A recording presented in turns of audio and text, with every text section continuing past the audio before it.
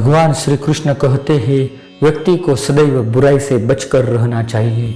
अगर कोई बुरा कर्म करता है तो वह कर्म उसको अपने जीवन में भोगना ही पड़ता है।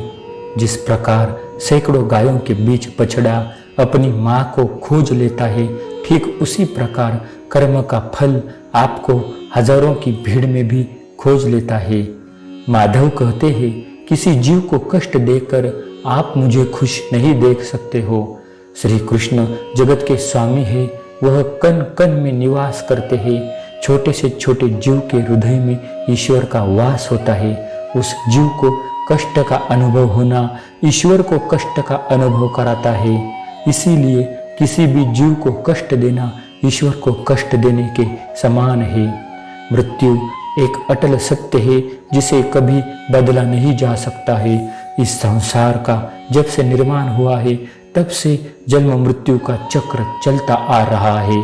जिस प्रकार मनुष्य अपने पुराने वस्त्रों को त्याग कर नए वस्त्र धारण करता है, ठीक उसी प्रकार आत्मा पुराने व्यर्थ शरीर को त्याग कर नए शरीर को धारण करती है।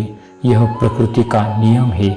इस सत्य को स्वीकार करके भयमुक्त होकर आज में जीना चाहिए।